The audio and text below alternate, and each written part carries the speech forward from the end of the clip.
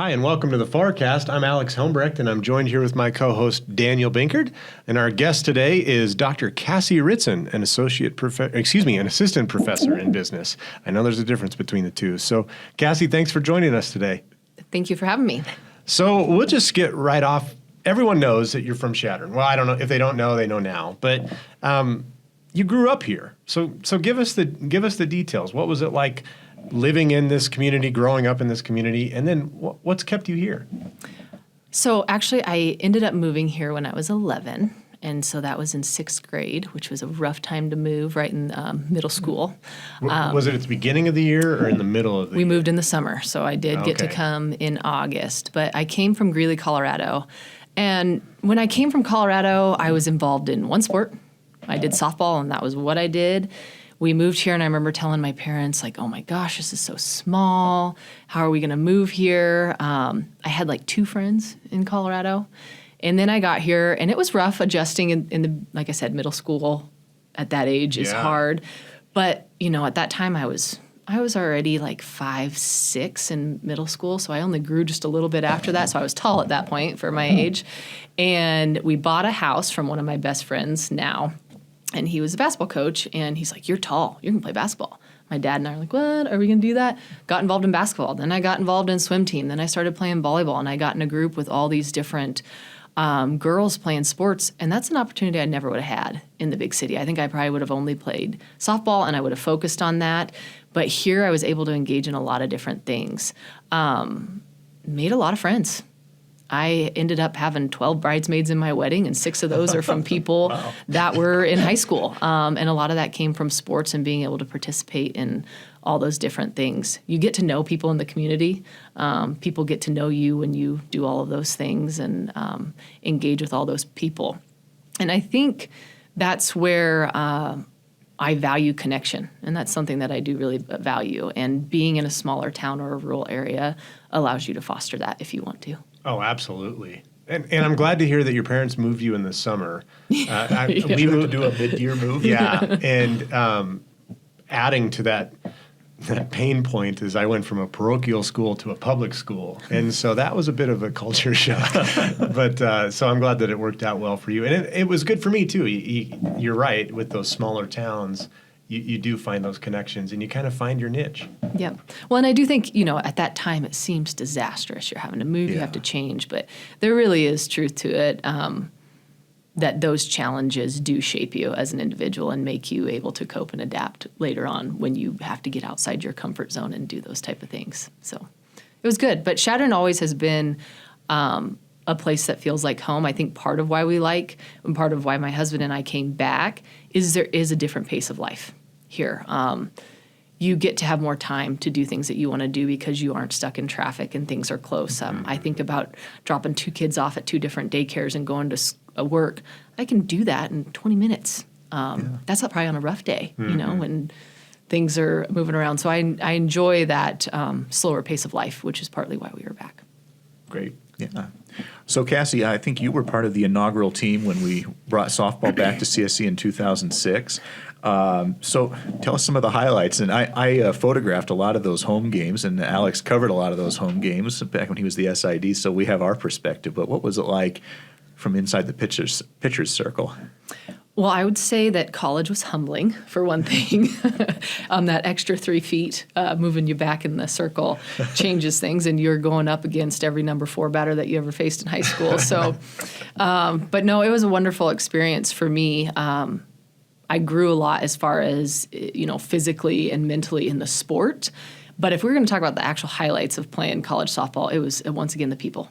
Yeah. That first year was probably my most memorable, not because it was our most successful, but it was the most interesting.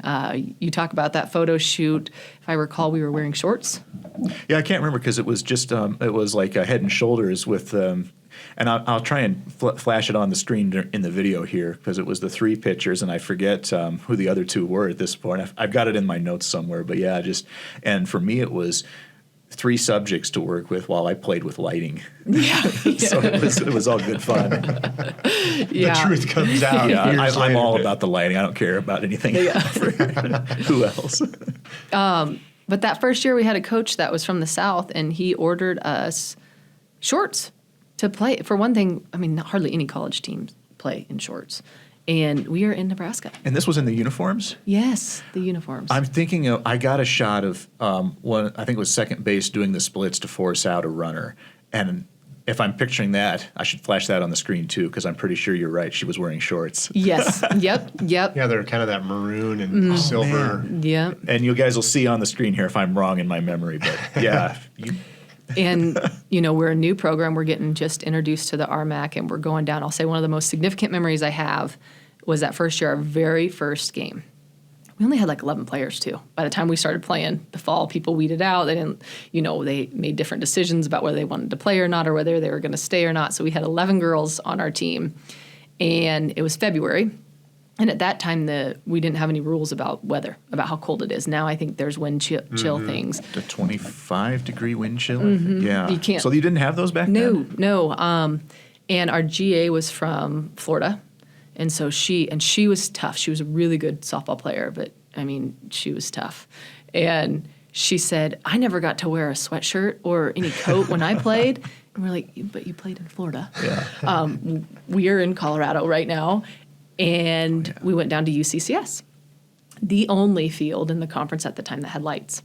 It's February. It snowed. Oh, They no. made a delay. They delayed the game. And we started at 5 o'clock at night for a doubleheader. Wow. In February, and it was 0 degrees. And we had our Under Armour under our shirts, no sweatshirts, and we were in shorts playing. Oh, man. And I have never felt such pain. I think we probably broke all our bats. And I remember my dad would come and do a lot of the stats for us in the dugout. Yep. And I remember him saying, I've never seen you make so many errors in my life. And I said, well, I'm just trying to bat the ball down and throw it because I couldn't move. Oh, my God. So that was the most frozen we ever played. A lot of the things I remember have to do with weather. It seems softball at that time of year. Yeah. Yeah, especially in the conference that CSC plays in. It Yeah. plays a role. Yeah, It's it does. It's like the 10th player. We've seen wet fields and slush fields here. And still delays. Yeah, and then 20 minutes later, it's sunny. Yeah. And We went down to play in New Mexico, and, you'd think we're going south. Things are going to be better. Blizzard. I remember pitching, and my third baseman, Allie Hendrickson at the time, was talking to me and saying, I can't see the ball. Wow. I don't know. The umps kept going, but you could not. I didn't know exactly where I was throwing, and we were playing in the blizzard. And when I'd moved to my other position, when I wasn't pitching in the outfield, if your feet got wet, you were in trouble. mm-hmm. And so we would take the trainers' ice bags, put them over our socks, and then put our feet back in the cleats to try to waterproof Nice tip. our feet. Yeah. My predominant softball memory with Cassie playing is it was a sunny day, and in the press box, if you're familiar with the CSC press box, where I used to sit when I'd kept the stats in the book and ran the music and the pushed. You were the one-man show It up was, there yeah, it was for a that. one-man show, but the window was open because it was hot and there wasn't an air conditioner at the time. And Cassie flashed me a death glare because the sun was hitting the window, and it must have been reflecting back down on the ground Yeah. somehow. And I didn't know what she meant. She was like pointing because where I was high enough, I couldn't hear anything. But eventually, I got it figured out and closed the window. But I certainly remember that. I think that glare on the windows is just like this ever-present thing. Even when they're closed, there's probably some certain times of the day where it hits. Yeah, your mention of the glare, my stare at that's something that my teammates would probably comment on as well. But I took it seriously, and I was working hard out there. But on top of that, I just have very significant eyebrows. So sometimes I just don't think that you can hide that. Well, yeah, and I mean, to be fair, you're playing a game, and I'm up there just messing around on an iPad, or like trying to get the right song up. So, well, yeah, I always tried to be encouraging and a leader when I was on the mound, but I definitely turned around sometimes and had facial expressions that probably were not always so positive when we were in the heat of the moment. So Now, did you have one walk-up song your whole career, or did you change it up? And what might those songs have been? Because I Those know are that's That's crucial. Those are the bane of my existence.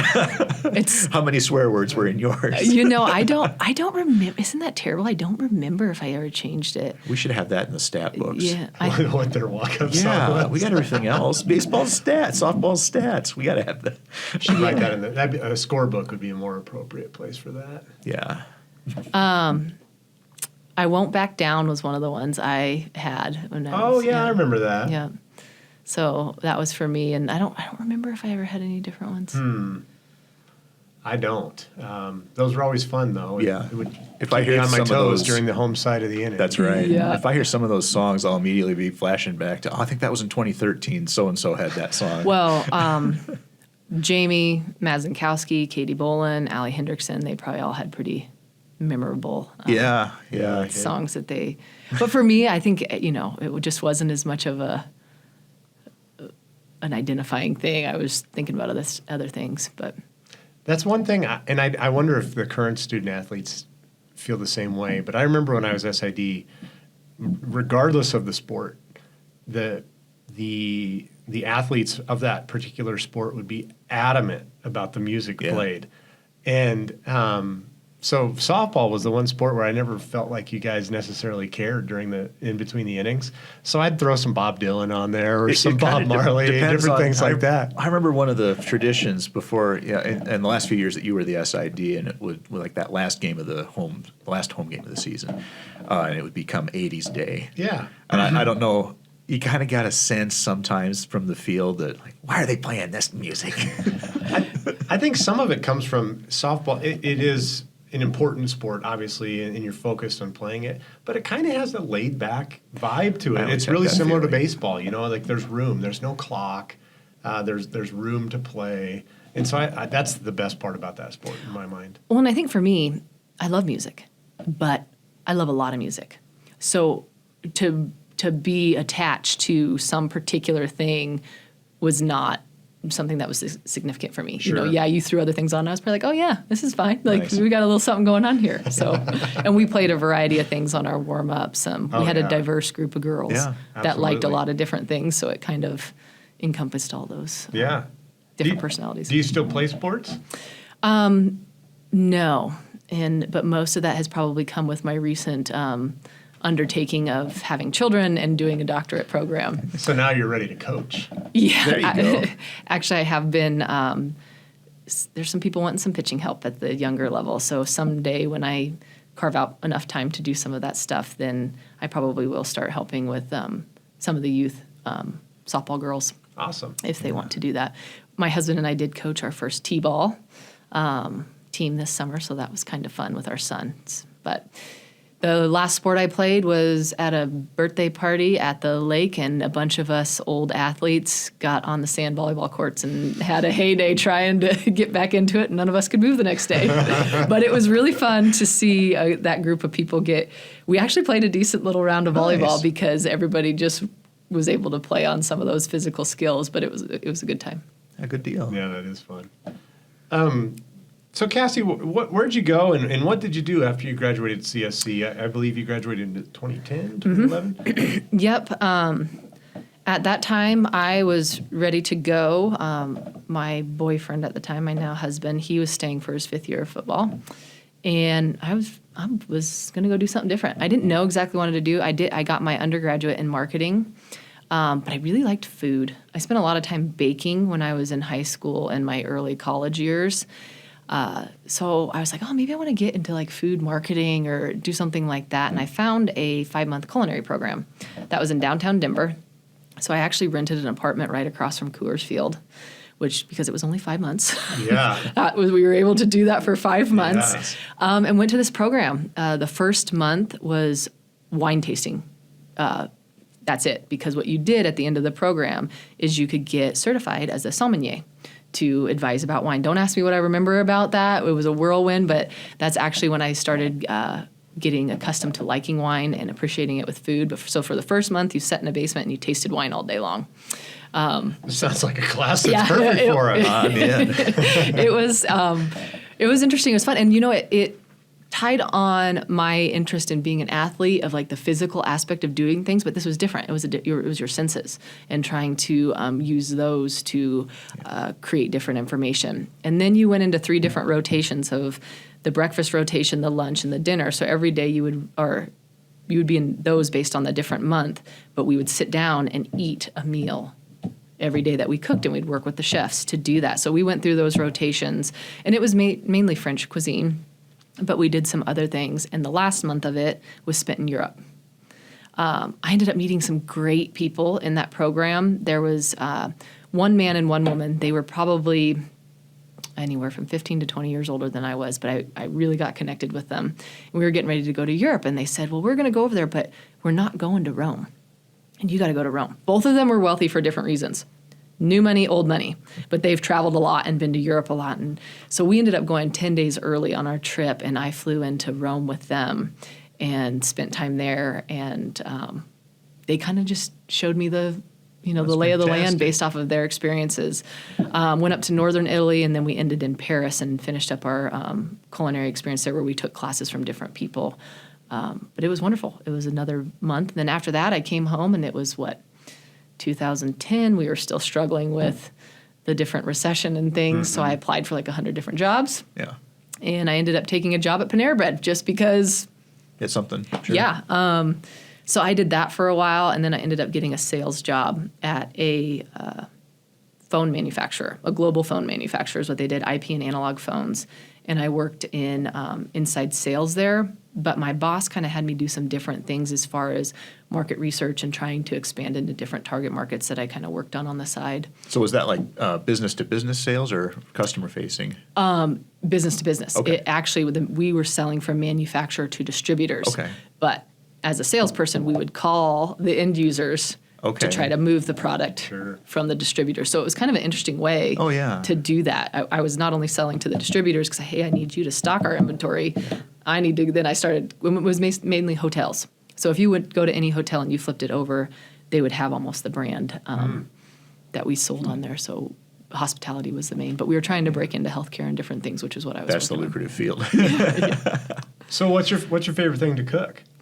That's a hard question.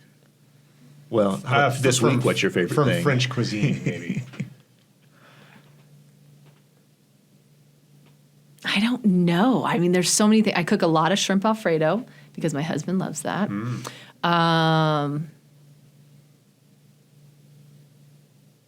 I mean, yeah, it's just a variety of things.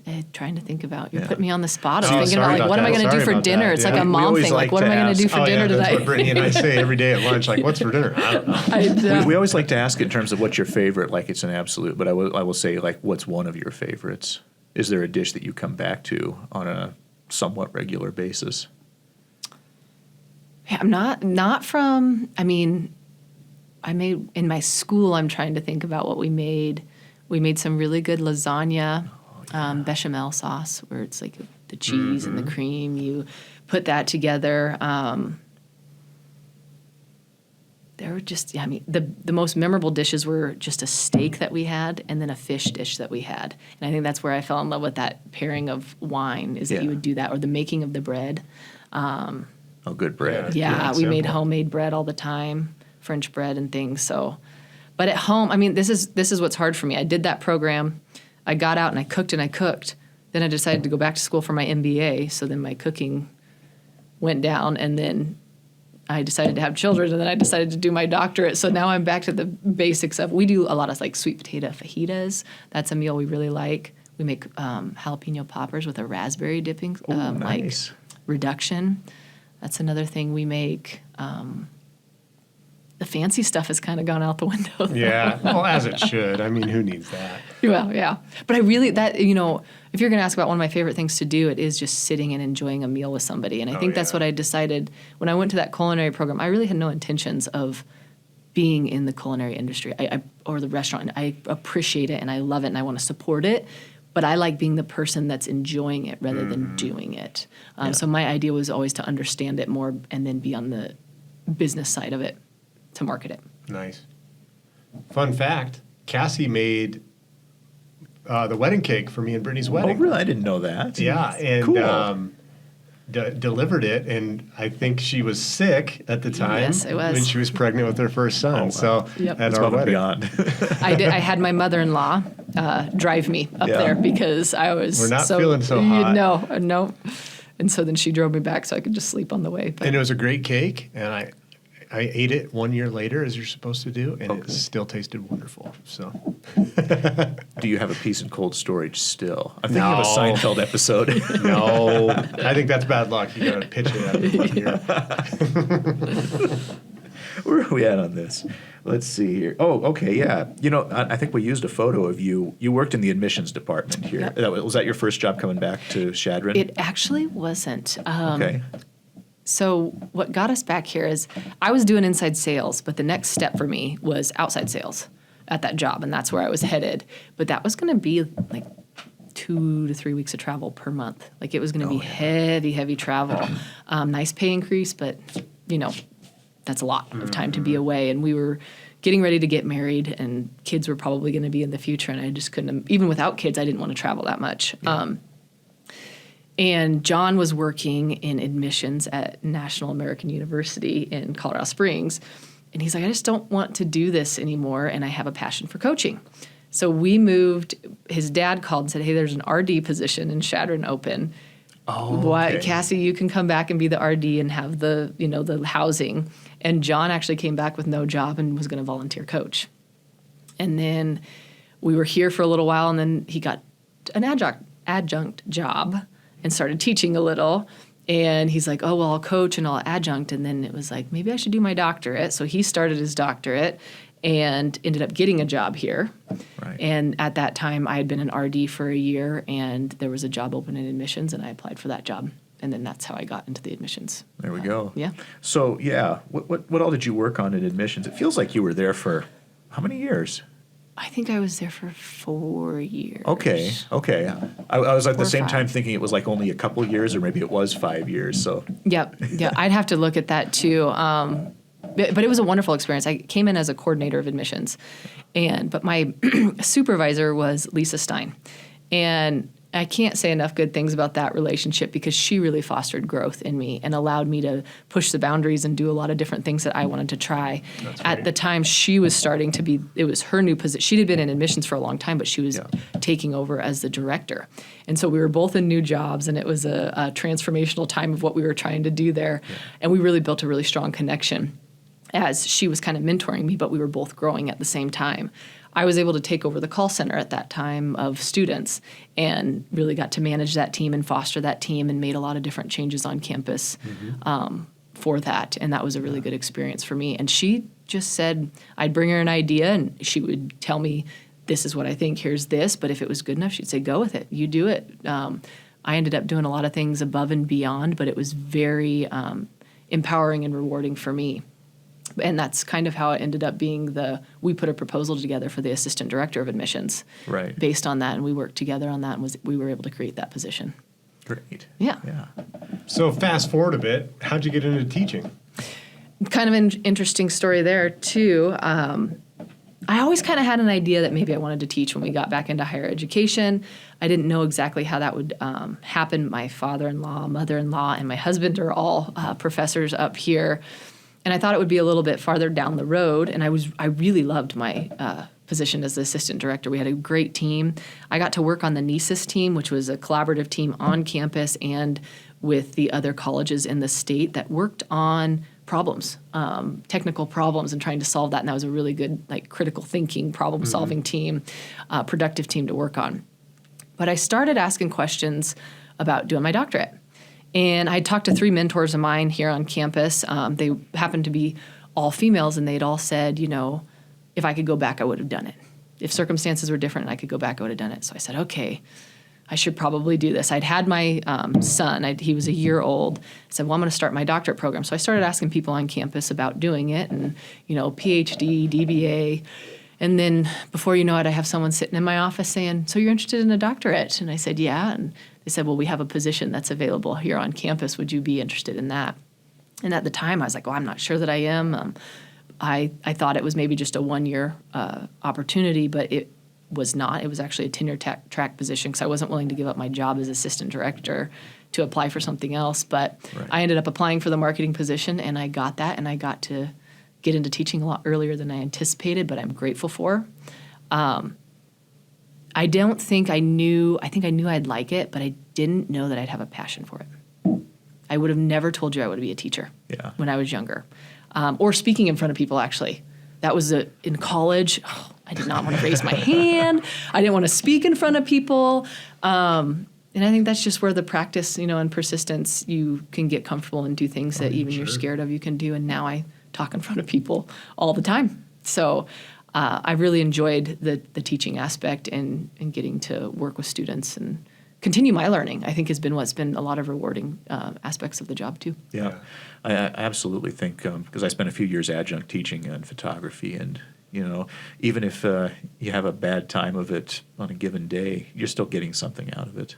Oh, yes, yeah. And you get things from the students. It is hard to not want to please them all, like to make sure that it's super influential for them all, but really, if you can engage a couple of them in creative ways and they take a lot away from it, it's a success. Yeah. And there's a lot of different approaches to it. I do not think I will ever be unchallenged in my position because of that. For one thing, the students are just going to change. Mm-hmm. The learning environment is just going to change, and I think that's going to change, and I think that's something that's exciting to me about the position. Yeah, absolutely. Well, we got on the list to talk about your doctorate, but that makes me want to ask you. Now, what year did you start teaching, like as a regular thing? So 2017. All right. So you've gotten 4 or 5 years now. What changes have you seen just in that period? In higher education, or for in how me? maybe in how you've taught, or what trends have you seen in how we're presenting material, or any of that kind of stuff? I mean, I definitely think that we have a lot more access to ways to diversify how we present material, but I think you have to be cautious of that too. You don't want to just do the new thing just to do the new thing. Yeah. I think where I have changed the most in teaching, I think I tell my visitors when they come to do this, which I didn't realize would be so challenging, but as a professor, you are expected to be an expert in your content. Expert, right? That's what you're doing. But you're always learning your content. Yes, that's very true. And then you also should be, very good at communicating in the written word and verbally. Like you got to be skilled at that to do the job well. And then over here, you're supposed to be a good teacher, which all three of those could be a career path in their, on their own. And so I think it's finding that balance of what unique skills you have and what your content is and who your students are, and combining those to create an engaging learning environment. But in teaching, you got to go sometimes outside of the box to be successful, but that's also going to mean that you're going to fail.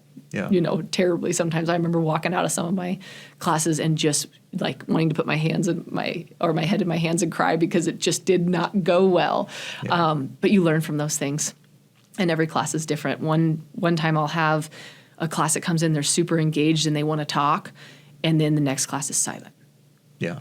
But you have to have different approaches to that. The silent classes, and I just say, hey, talk to your partner, and then the room erupts, because they just don't want to talk in front of everybody. Mm-hmm. So it's really been a job where I have to try to be more agile all the time.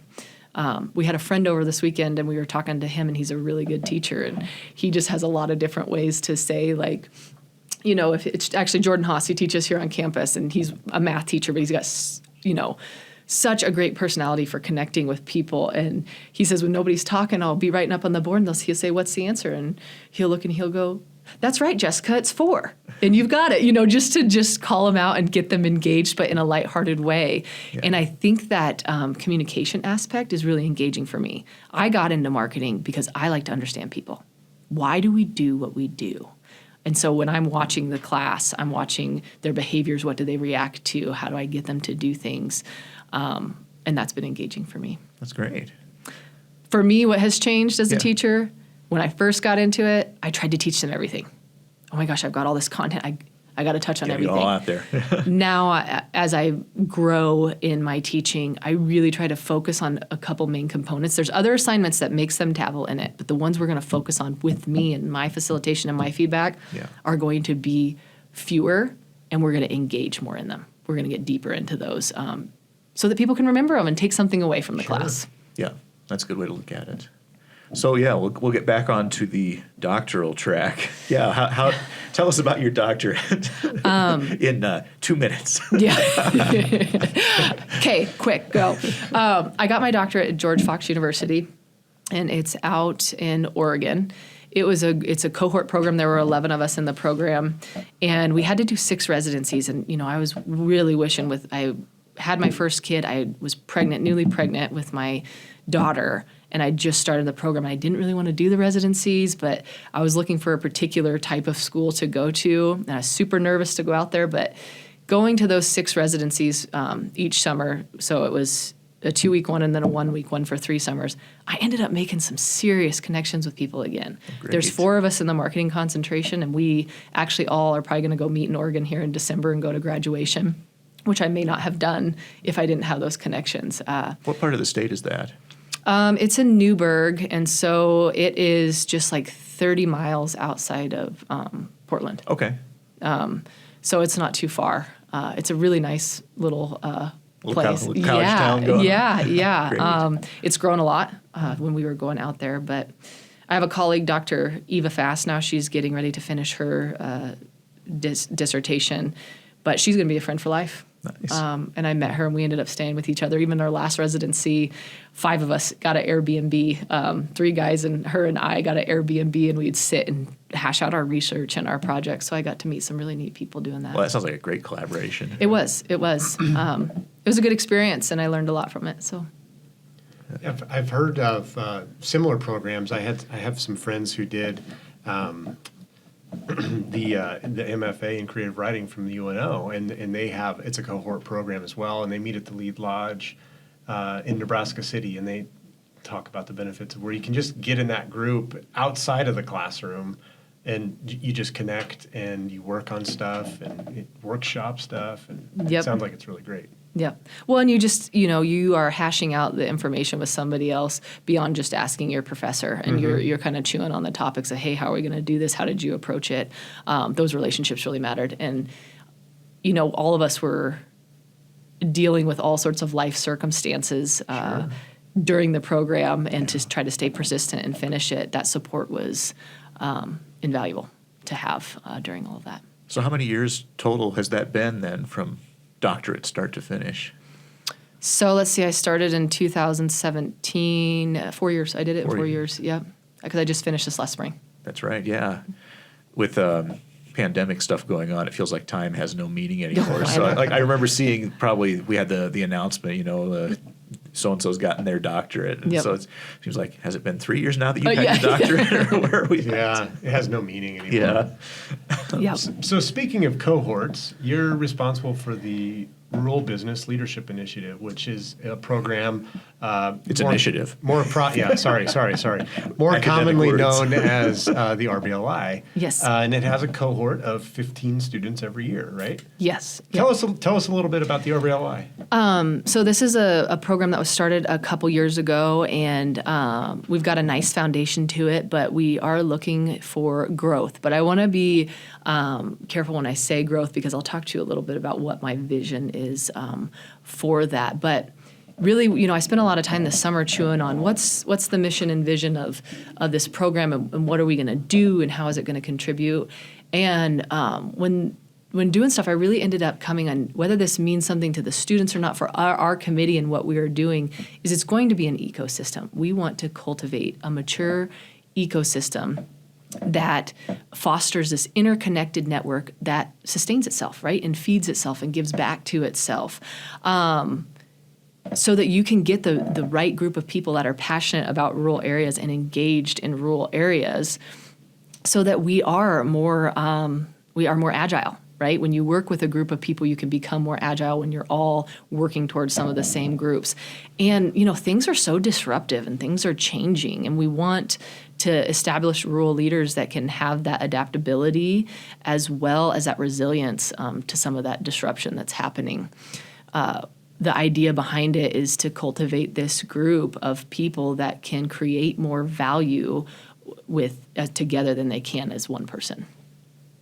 Right. Well, it sounds like a great initiative, not program, but it involves what? Accounting, agribusiness? What are the disciplines involved? When it started, it was accounting, agribusiness, and finance.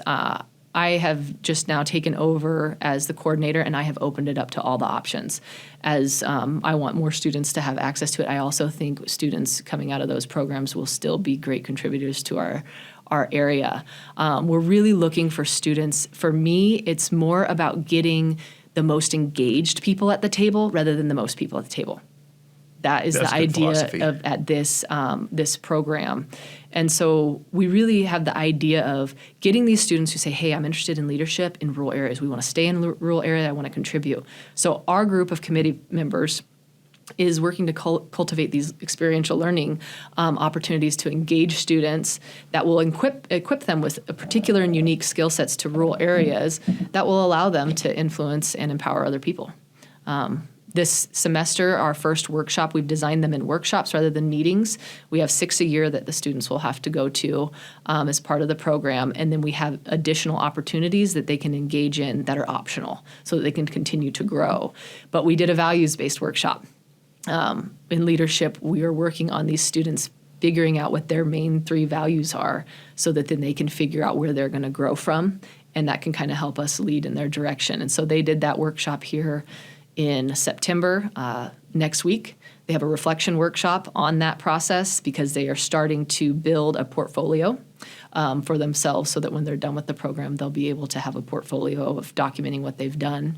And we'll do a reflection workshop, and then in November, we have an alumni event. And I think we're going to bring about 9 alumni to campus. And we have 2 keynote speakers, but then we're going to have roundtable discussions with the other ones. And then afterwards, we're breaking up into workshops where our upperclassmen are actually going to do resume workshops with rural leaders that are coming to give them feedback on that. And then our underclassmen are going to talk to the industry professionals about that cultivation of leadership and values as they begin their program. Oh, this sounds like a huge asset to the students involved. Yeah. So well done. Now, you mentioned opening up the program to all the focus areas in business. And for our listeners, give us an overview of what all is taught, or what areas can students focus on if they go into our undergraduate business program? And also, what areas are you teaching in specifically if they want to learn more from Dr. Cassie Ritzen? Yeah, so I'm going to have to make sure I don't miss any of these, right? It's like this varied thing for all that's going on. Yeah, there's a lot. Yeah. We have you can focus in management, in marketing, in finance, agribusiness, information systems, and accounting. So those are the 7 that we have. We do have an education track too, and then a general business. But the RBLI is focused on those 7 focus or option areas for what you're going to do. For me, I focus on teaching marketing classes. I've been heavy in principles of marketing the last several years, but I did my first graduate class this fall. I have taken over market research. I do consumer behavior, promotion and advertising. And then I will also do marketing strategy, so our capstone. It's a busy time. It is. Those are a lot of different courses, but I really enjoy the content in all of those. Yeah. Now, for our listeners, I've photographed in Cassie's classroom a few times now for getting promotional images for our CSC marketing material, and I always get that sense of strong engagement from you. Like, I can tell you've got a passion for the material, and that's just great to see. I do. I think when it comes to teaching, I got to figure this out a little bit. I've had a couple students say I'm intimidating, which I try to be really flexible and approachable and things, but I think some of that comes with, I get excited about what I'm talking about. I'm a continuous learner, and I want to share with students the benefit of that for them. And I think if we're going to have students come out of our college, the best thing that they can do is cultivate this passion for learning, right? We can never teach them everything they're going to need to know, but what we can teach them are effective ways to learn and habits that develop your ability to do that. I like to focus on the big picture, like make sure you guys can understand the big picture of what's going on, but then also dive into how does this apply to your life? How are you going to take like these small aspects and how does it apply to what you're doing to break down those concepts?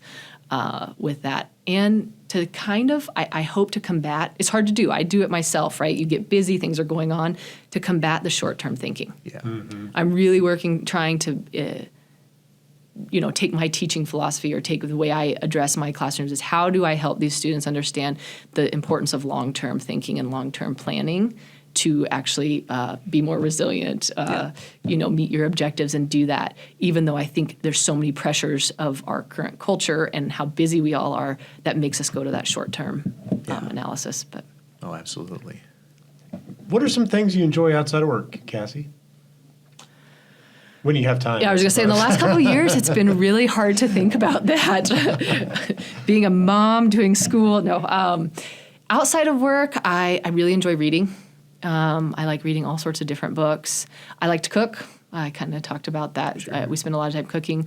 One of our favorite things we probably do every week is we have a really good, some friends here, Coach Northrup and Megan Northrup here on campus. We went to school with Riley, and then I feel like it was such an added benefit because he ended up marrying like the most wonderful friend I could ever have. So thank you, Riley, for that. I got you and your wife. But they come over once a week for dinner, and we sit around and we have good food, and we just enjoy. That's probably one of my favorite things to do.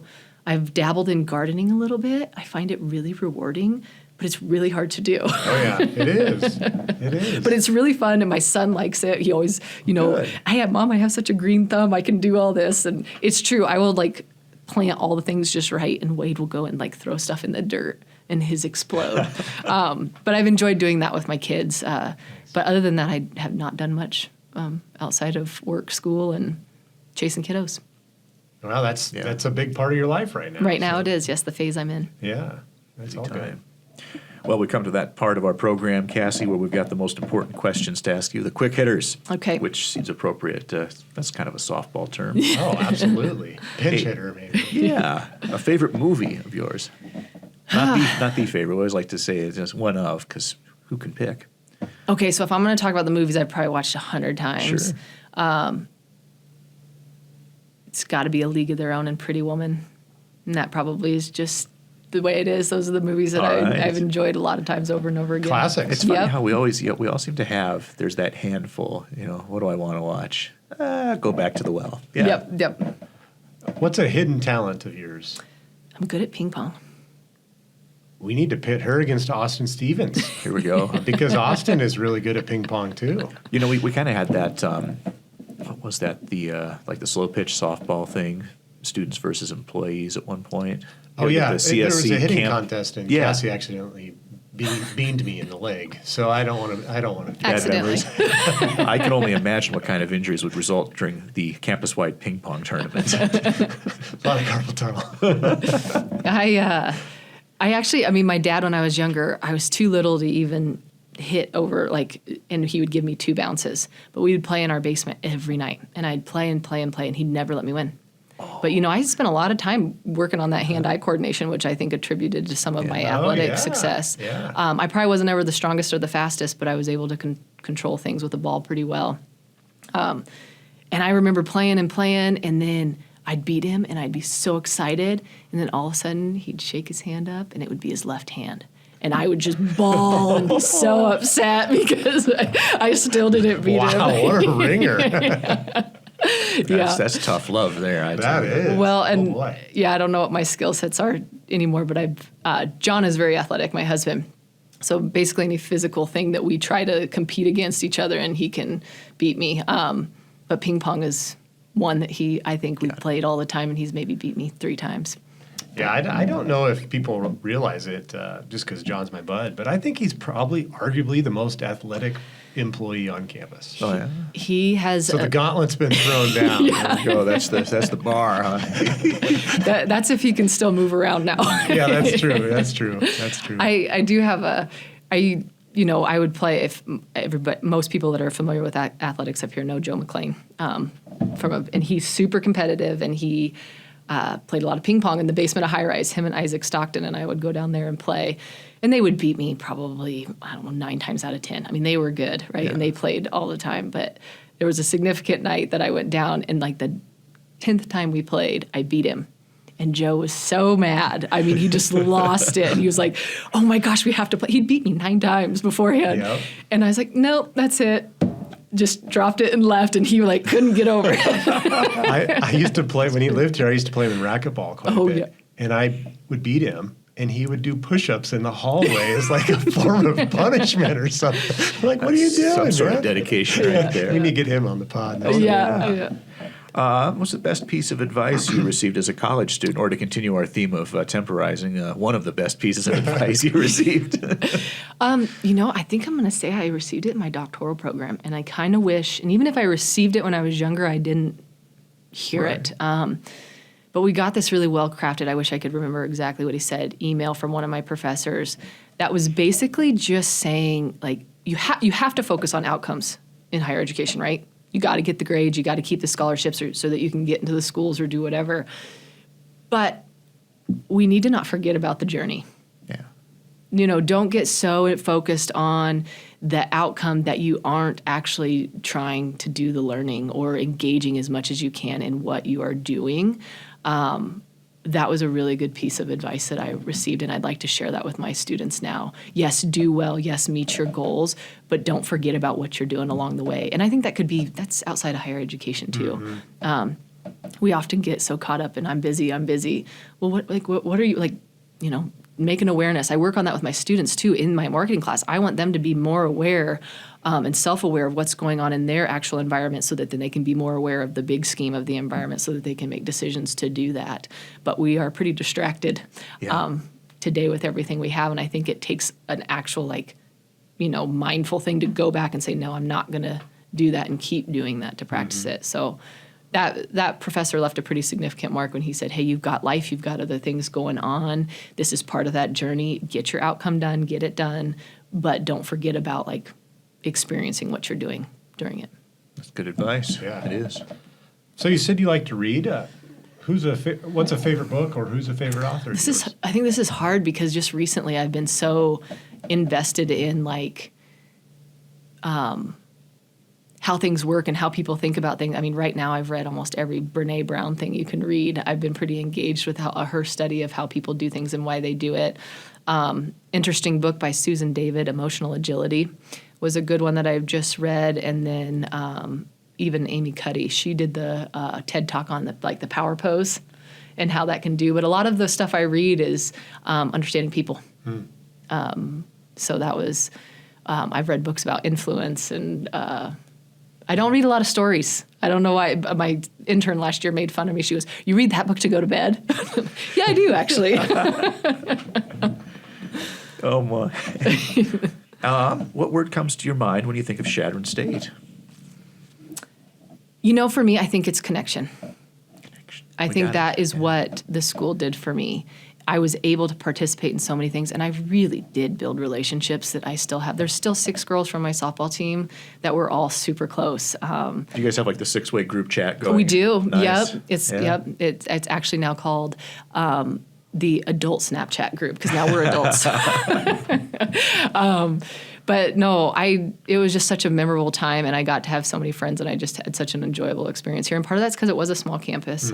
You were able to engage in things. You didn't get lost in it. Yeah. And I was a part of the athletics program, and at the time for me, that was just a big community of people that I made a lot of different friends with. And professors, I had professors that gave me letters of recommendation that I still talk to. And I do think that was helpful when I applied for the marketing position too. They had seen my work and what I'd done and the energy I put into things that they already knew. So those impressions that I was able to make here and those relationships that I made with people continued to be giving as I continued throughout my career. Well, we'd like to hear it. Yeah, and it certainly sounds like you're keeping that trend and tradition of passing those connections along. So. Yeah. Trying to. Keep those students engaged. Yeah. Thanks for joining us, Cassie. We appreciate you taking the time. Yeah, thank you for having me.